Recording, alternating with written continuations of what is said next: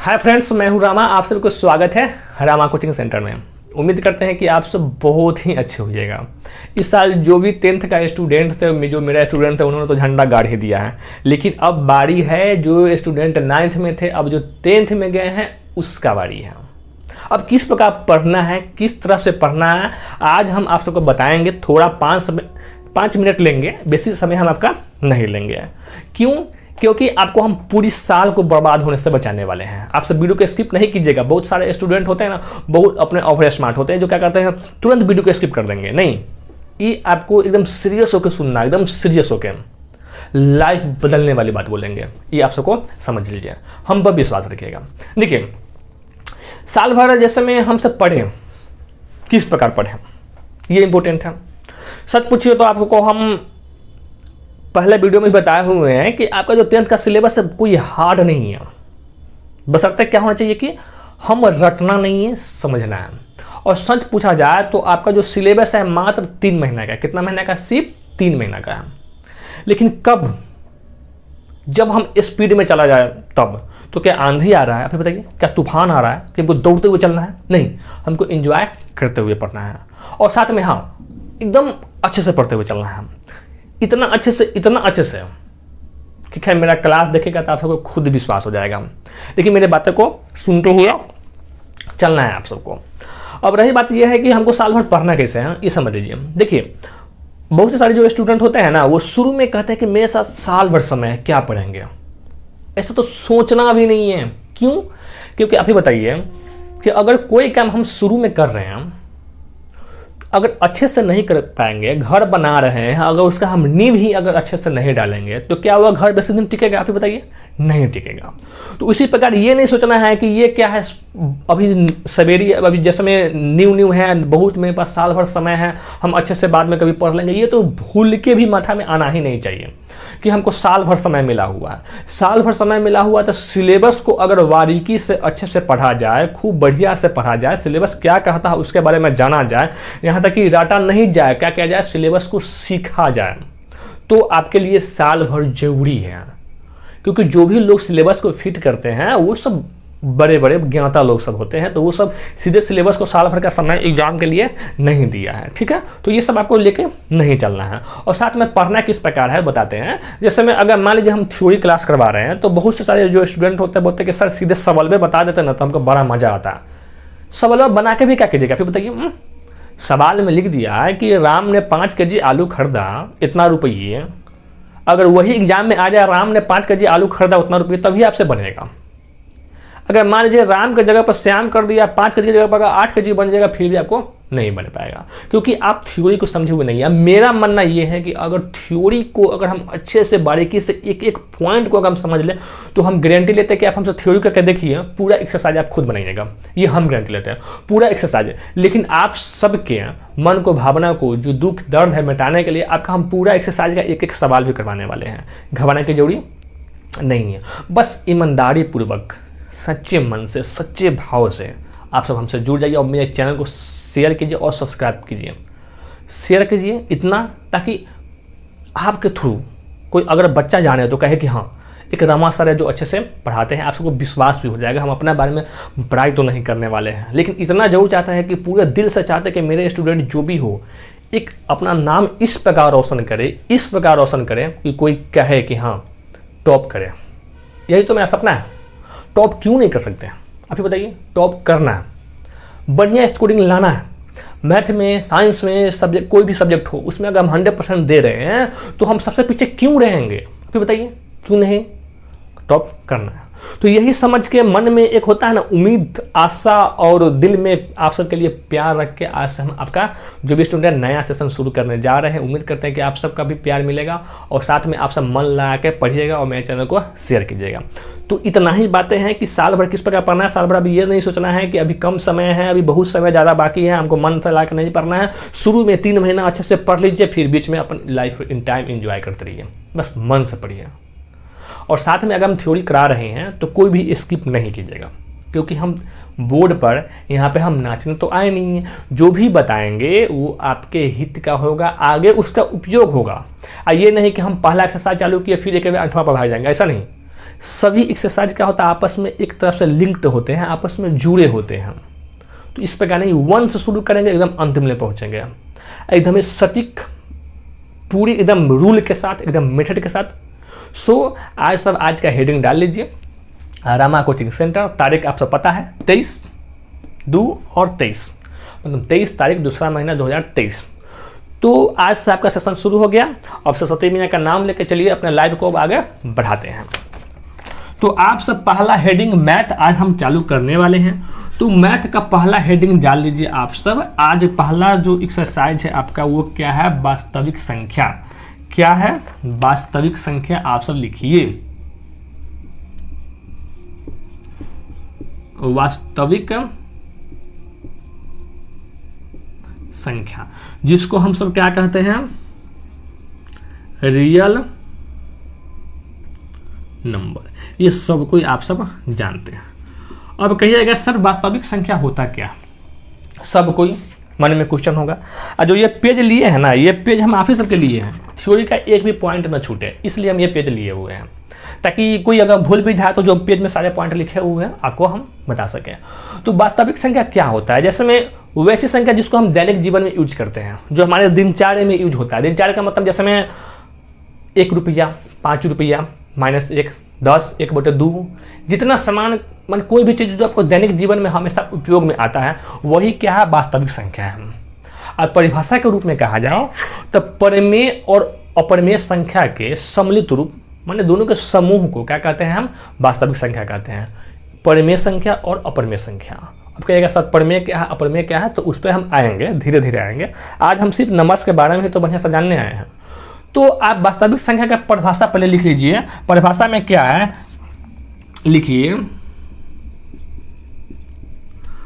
परिमेय संख्या और अपरिमेय संख्या के समूह को हम क्या कहते हैं, वास्तविक संख्या कहते हैं। और कहिएगा सर ये तो जानना जरूरी है, बिल्कुल जानना जरूरी है। इसको लिख लीजिएगा, इसको ये एक्स्ट्रा हो जाएगा। इसको जो बड़ा वाला आर होता है ना, बड़ा वाला आर से सूचित करते हैं। क्या करते हैं, सूचित करते हैं। एक परिभाषा और भी हो सकता है, ये भी लिख लीजिए। जैसे में देखिए प्राकृत संख्या, प्राकृत संख्या, पूर्ण संख्या, पूर्ण संख्या, पूर्णांक, परिमेय और अपरिमेय संख्या के समूह को वास्तविक संख्या कहते हैं। इस सब उतारिए। एग्जाम्पल में आप सब कुछ लिख सकते हैं, 0, 1, 2, 3, -5, 7, 2/5 etc, कुछ भी। क्योंकि क्या है ये परिमेय और अपरिमेय, इसमें एक अपरिमेय भी ले लीजिए, √3 भी ले लीजिएगा, कुछ भी। देखिए ये हो गया आपको वास्तविक संख्या। पहला एक्सरसाइज है वास्तविक संख्या, रियल नंबर। तो इसके बारे में आपको जानना है। तो कह रहा है कि परिमेय संख्या और अपरिमेय संख्या के समूह को, माने दोनों को सम्मिलित रूप को हम क्या कहेंगे, वास्तविक संख्या कहते हैं। इसको बड़का आर से सूचित करते हैं, इसमें कुछ समझाने वाली बात नहीं है। या हम ये भी कह सकते हैं प्राकृतिक संख्या, पूर्ण संख्या, पूर्णांक, परिमेय, अपरिमेय संख्या, इस सभी के समूह को एक वर्ड में कहा जाए ना तो इसमें सब चला आता है, सब संख्याएं, ठीक है। तो इसी को हम क्या कहते हैं, वास्तविक संख्या कहते हैं। अभी भी अधिकांश जो स्टूडेंट को उनका पूरा डाउट क्लियर नहीं हुआ होगा, क्योंकि वो तो जानते ही नहीं है कि परिमेय क्या है, अपरिमेय क्या है, प्राकृतिक क्या संख्या क्या है, पूर्ण संख्या क्या है, पूर्णांक क्या है, परिमेय, अपरिमेय। तो इन सब को हम आते हैं। पहले इतना आप सब नोट कीजिए, नोट कीजिए। तो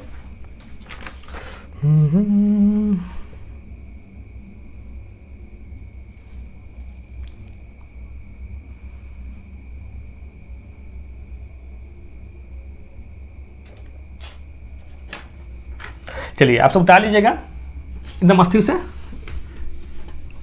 चलिए अब इसमें आपको एक बात और गौर किए हैं, इसमें जो पूर्णांक था, चाहे जो आप पूर्ण लिखे हैं, प्राकृतिक लिखे हैं, ये सभी संख्याएं क्या है? परिमेय संख्या ही तो है। लेकिन आपको अभी कन्फ्यूजन होगा कि हम परिमेय संख्या, पहले हम प्राकृतिक संख्या तो जान जाए तब तो पता चलेगा ना, है कि नहीं? लिखिए प्राकृतिक संख्या, प्राकृतिक संख्या जिसको कहते हैं नेचुरल नंबर, नेचुरल नंबर, ठीक है, नेचुरल नंबर। अब इसको लिख लीजिए, शून्य को छोड़कर क्या करेंगे? शून्य के छोड़कर बाकी सभी धनात्मक संख्या, धनात्मक संख्या प्लस भी माने पॉजिटिव संख्या को हम प्राकृतिक संख्या कहते हैं। अब कोई कहेगा कि सर हम कहीं गए तो ये भी सुने हैं कि गिनती की संख्या को प्राकृतिक संख्या करते हैं। बिल्कुल, गिनती की संख्या को भी हम क्या कहते हैं? प्राकृतिक संख्या कहते हैं। तो प्राकृतिक संख्या आप सब लिख लीजिएगा कि शून्य के छोड़कर बाकी सभी धनात्मक संख्या, धनात्मक हम इसलिए लिए हैं क्योंकि प्राकृतिक संख्या में कभी काउंटिंग सुने हैं -1 -2 ऐसा नहीं होता, 1 से शुरू, 1 2 3 4 5 6 होता है ना। तो शून्य को छोड़कर बाकी सभी धनात्मक संख्या को हम क्या कहते हैं? प्राकृतिक संख्या कहते हैं। क्या कहते हैं? प्राकृतिक संख्या कहते हैं। एग्जाम्पल के तौर पर आप ये भी ले सकते हैं, जैसे में देखिए 1 2 3 4 इसी प्रकार अनंत ले जाएगा, कहा जाएगा अनंत, ETC, ठीक है, अनंत ले जाएगा। इसको आप इन्फिनाइट भी कर सकते हैं। क्या कर सकते हैं? इन्फिनाइट माने अनंत ले। या हम परिभाषा में ये कह दे कि शून्य के छोड़कर माने कि बाकी अनंत तक के संख्याओं जो भी होता है जो धनात्मक है उनको हम क्या कहेंगे? प्राकृतिक संख्या कहेंगे। तभी कोई दिक्कत यहाँ पर होने वाला नहीं है। प्राकृतिक संख्या के बाद आप सब अभी पढ़े हैं पूर्ण संख्या। क्या पढ़े हैं? पूर्ण संख्या। तो ये भी लिख लीजिए। देखिए अब पूर्ण संख्या क्या है? जिसको कहते हैं होल नंबर, होल नंबर। अब इसको क्या कहेंगे कि प्राकृतिक संख्या में अगर हम शून्य को जोड़ दें, क्या कहेंगे? लिखिए यहाँ पर, प्राकृत संख्या में शून्य को जोड़ दे तो वह सभी संख्या, चाहे प्राकृतिक संख्या में शून्य को जोड़ दे तो वह पूर्ण संख्या होता है। क्या कहता है? सभी संख्या पूर्ण संख्या कहलाएगा। या हम ये भी कह सकते हैं, ये भी हो गया, ठीक है। एग्जाम्पल में आप सब जानते हैं कि 0 1 2 3 4 इस प्रकार, ठीक है। ये भी जाएगा इन्फिनाइटली। तो आप सब समझ में आ गया होगा कि पूर्ण संख्या में कुछ नहीं करना, प्राकृतिक संख्या को याद कर लेना है। प्राकृतिक संख्या कहाँ से शुरू होता है? 1 2 3 4 5 6 7 और होता है। पूर्ण संख्या कहाँ होता है? प्राकृतिक संख्या में जब हम शून्य को जोड़ दें, जब हम यहाँ पे 0 लगा देंगे तो वो क्या हो जाएगा? पूर्ण संख्या हो जाएगा। क्या हो जाएगा? पूर्ण संख्या हो जाएगा, जिसको हम होल नंबर कहते हैं। जैसे प्राकृतिक संख्या में शून्य को जोड़ दे तो वह सभी संख्याएं पूर्ण संख्या कहलाएगा, ठीक है। चाहे जोड़ दे तो वो संख्या पूर्ण संख्या कहलाएगा। वो सभी यहाँ पे हटा दीजिएगा, वो संख्या क्या कहेंगे? सभी, चाहे सभी रहेगा तभी कोई दिक्कत नहीं है। तो आप सब नोट कीजिए।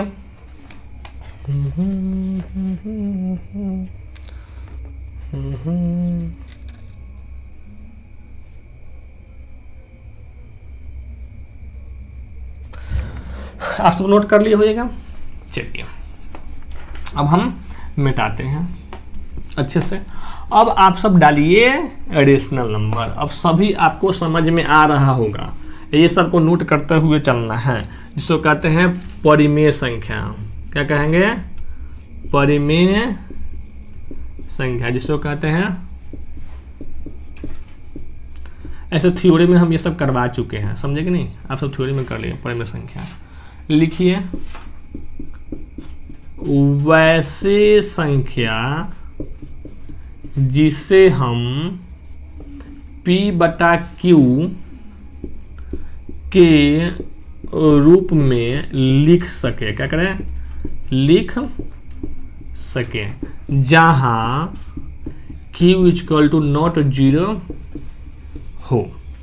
एग्जाम्पल 2/5, 3/8, -2/6, √4, √9, ये भी हो जाएगा, अनंत ले जाएगा। ठीक है, जैसे में अब रूट अगर हम 4 क्यों लिए हैं, इसका वर्गमूल कितना होता है, 2 होता है, 9 का कितना होता है, 3 होता है, तो वो भी क्या हो जाएगा आप बताइए, एक परिमेय संख्या हो जाएगा। इससे घबराना बिल्कुल नहीं है। अभी देखिए नोट करते चलिए, क्योंकि इसमें समझाने वाला नहीं है, क्योंकि जब जहाँ समझाने वाला होगा वहाँ पर हम समझाते ही चलेंगे। ठीक है, अब लिखिए अपरिमेय संख्या।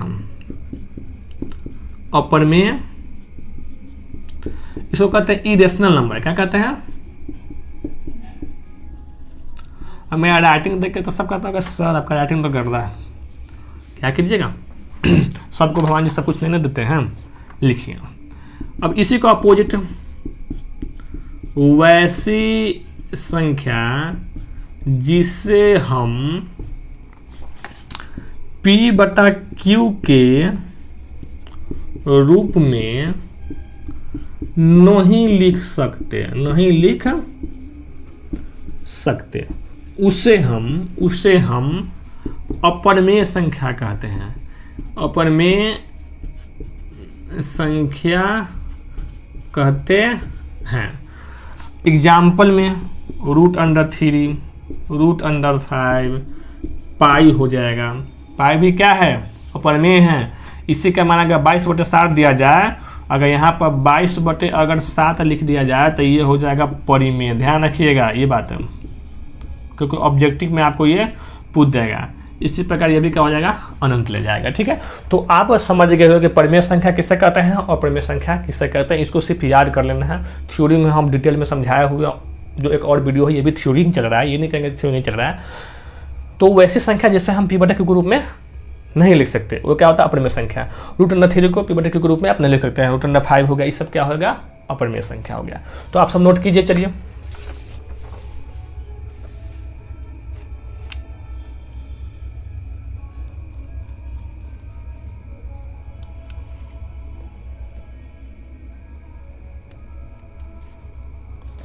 लिख लिए हो जाएगा। चलिए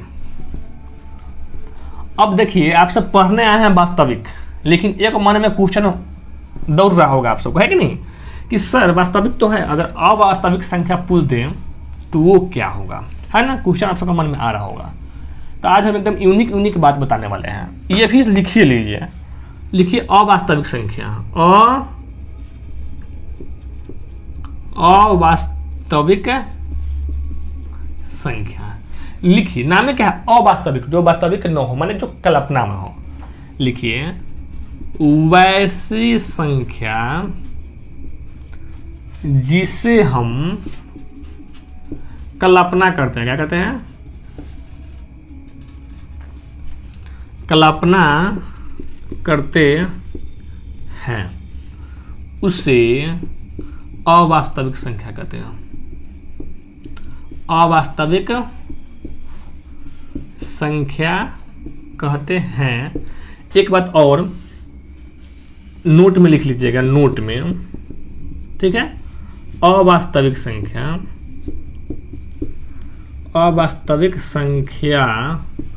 को हम काल्पनिक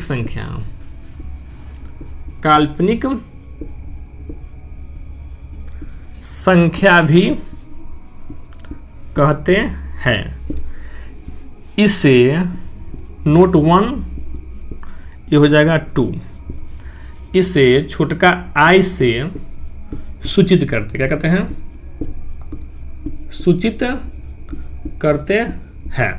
एग्जाम्पल में पूछ देगा तो आप i ले लीजिए, चाहे ये ले लीजिए, √-1 हो जाएगा। ठीक है,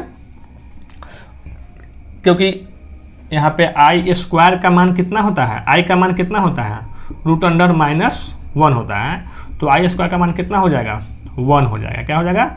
-1।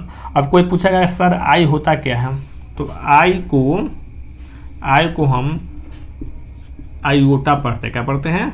आयोटा पढ़ते हैं, जिसको इमेजिनरी नंबर, जिसको हम काल्पनिक संख्या भी कहते हैं। तो आप सब इसको लिख सकते हैं। आई हो जाएगा। एग्जाम्पल और लिखना है तो और कुछ भी लिख सकते हैं, 3i 2 + i कुछ भी, इस सब क्या हो जाएगा काल्पनिक संख्या, मतलब अवास्तविक संख्या, मतलब जिस पे इसको हम इमेजिन करते हैं, ठीक है। तो इसको आप सब नोट कीजिए, नोट कर लिए हो जाएगा। ऐसे हम धीरे धीरे चल रहे हैं तो आप सब नोट करिए लीजिएगा, ठीक है। क्योंकि देखिए एकदम अभी इसमें कई जगह सर समझा नहीं रहे सीधे, हाल ही लिखते चलिए। क्यों? क्योंकि इसको हम इसलिए लिखवा रहे हैं ना कि ये सब सिर्फ जानना जरूरी है। माया तो तब आएगा जब हम इक्वल विभाजन एल्गोरिथम पर चलेंगे, ठीक है, क्योंकि उसमें समझने वाला है। वो तो हमको लगता है कि माने कि 100 में 95 स्टूडेंट को समझ में जल्दी नहीं आता, लेकिन वो इतना ईजी है ना कि आपको बताएंगे ना कहिएगा सर हमको तो मज़ा आ गया। बस आप सब खाली नोट कीजिए। अब चलिए आते हैं सम संख्या पर। जब आए हैं तो सब संख्या जान ही लीजिए। लिखिए सम संख्या, लिख के हेडिंग डाल लीजिए, जिसको हम इवेन नंबर कहते हैं। क्या कहते हैं? Even number. लिखिए यहाँ पे सम संख्या, क्या कहेंगे? सम संख्या, इवेन नंबर, ठीक है। लिखिए वैसी संख्या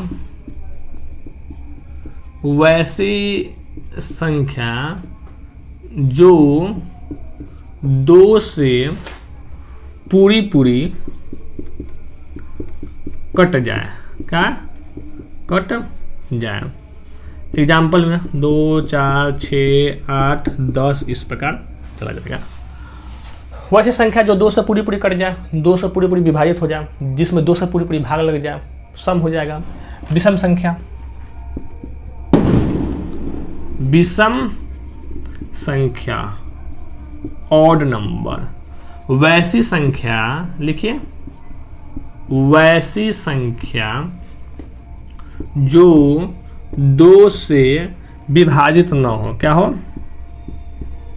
विभाजित न हो, उसे हम विषम संख्या कहते हैं। विषम संख्या कहते हैं। एग्जाम्पल में 1, 3, 5, 7 इसी प्रकार बढ़ता हुआ चल जाएगा, ठीक है। अब विषम सम हो गया। इससे पहले आप उतार लीजिए, दोनों को उतारिए।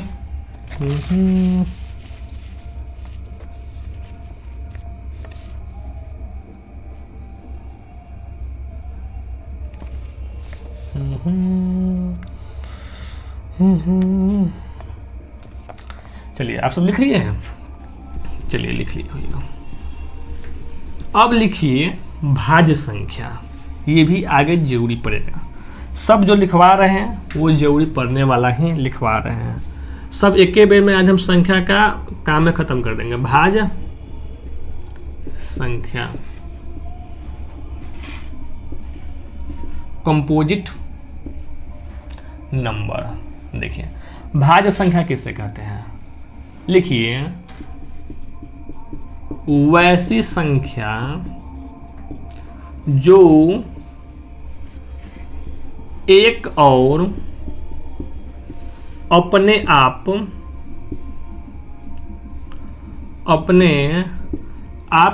के अलावा कोई अन्य संख्या से भी विभाजित हो या कटे। लिख लीजिए, या कटे, वह भाज्य कहलाएगा। क्या भाज्य कहलाएगा? ठीक है। एग्जाम्पल में देख लीजिए आप सब, 4 है। क्या भाज्य क्यों है समझिए। 4 किससे लगेगा? 1 से देंगे तो 4 मरतबे में, 2 से 2 दूना 4, मतलब क्या होगा? 1 से भी लगेगा, 2 से भी लगेगा और 4 से भी लगेगा। तो 1 से तो लगेगा ही लगेगा, 4 अपने आप से भी लग रहा है, साथ में 2 से भी लग रहा है, मतलब कोई अन्य संख्या भी आ गया तो वो क्या हो गया? भाज्य हो गया। 8 हो गया, 16 हो गया, 12 हो गया, कोई भी संख्या 15 हो गया। इसी प्रकार आप ले सकते हैं, ठीक है।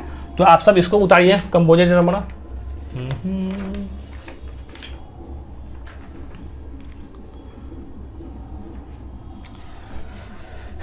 लिख लिए? चलिए लिख लिए हो गया। अब लिखिए भाज्य हो गया। अब लिखिए अभाज्य संख्या। मारिए हेडलाइन जल्दी सा नहीं। अभाज्य संख्या, क्योंकि आज हम पूरी ये सब खत्म करने वाले हैं। लिखिए अभाज्य संख्या, अभाज्य संख्या जिसको हम प्राइम क्या कहें, प्राइम नंबर। देखिए वैसी संख्या जो एक और अपने आप के अलावा किसी अन्य संख्या से विभाजित न हो, विभाजित न हो, उसे हम क्या कहेंगे, अभाज्य संख्या कहेंगे। अभाज्य संख्या कहते हैं।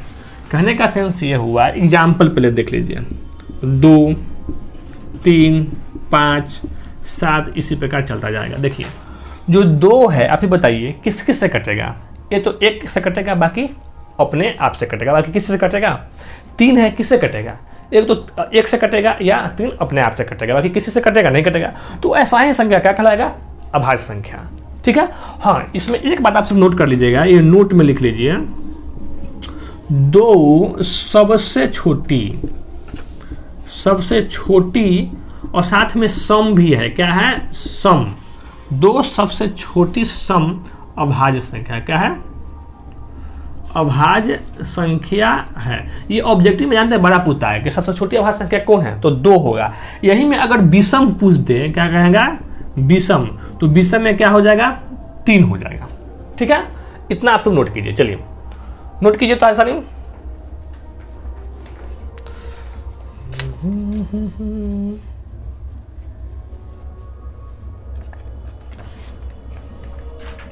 लिख लिया हो जाएगा।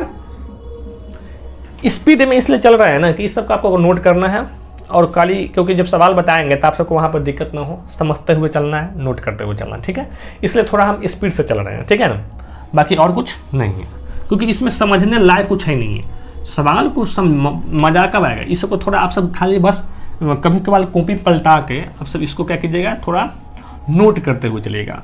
नामे क्या है, देखिए अब एक बात और पढ़ना है आप सबको, को प्राइम नंबर, सह अभाज्य संख्या, सह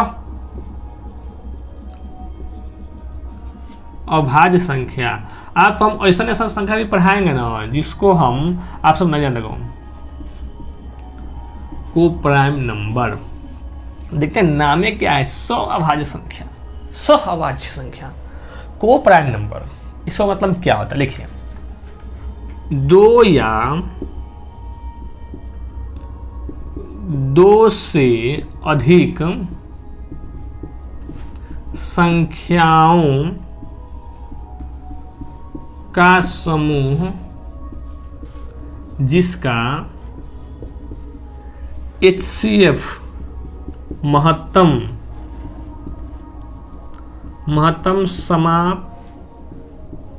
समावर्तक 1 हो, वह सह अभाज्य संख्या कहलाएगा।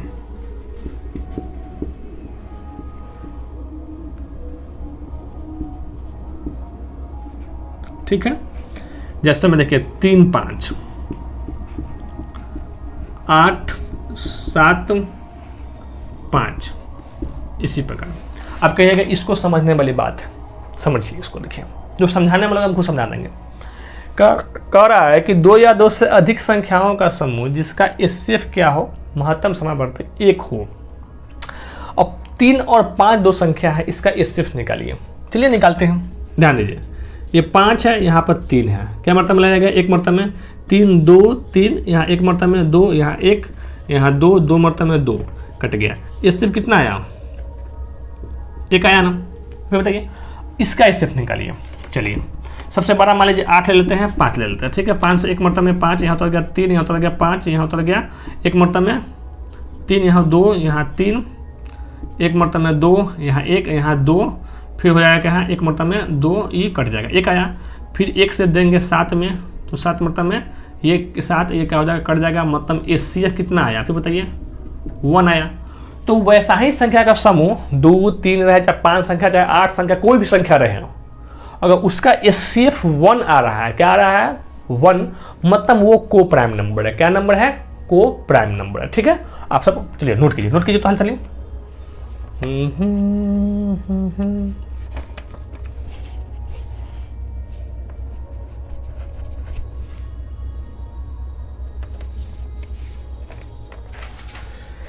चलिए, अच्छा ये वो संख्या आप सब नहीं जानते हुए, कभी नाम भी नहीं सुने होइएगा, शायद सुने भी होइएगा।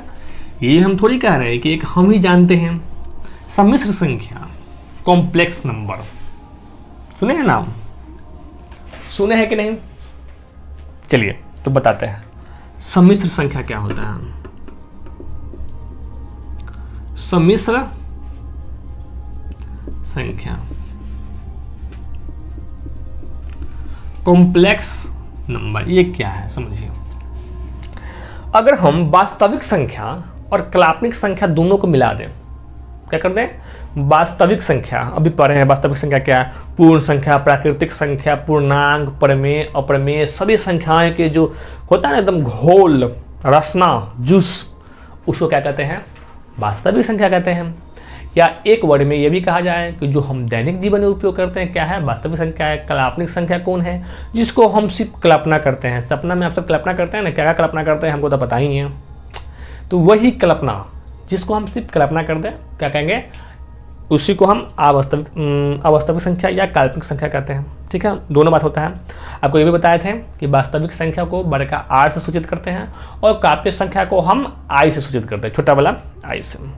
तो जब यह दोनों संख्या, वास्तविक संख्या और काल्पनिक संख्या के समूह को क्या कहेंगे, लिख लीजिए, वास्तविक संख्या,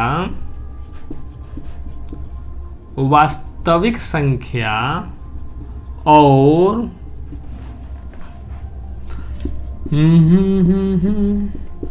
काल्पनिक संख्या के समूह को क्या कहेंगे हम, सम्मिश्र संख्या कहेंगे। सम्मिश्र संख्या कहते हैं। ठीक है, जिसको कॉम्प्लेक्स नंबर, एग्जाम्पल में क्या होगा, 3 + i, 5 + 2i, 3 + 6i, इसी प्रकार। या इसको ये भी लिख सकते हैं, नोट करके लिख लीजिए, यह हमेशा a + bi के रूप का होता है।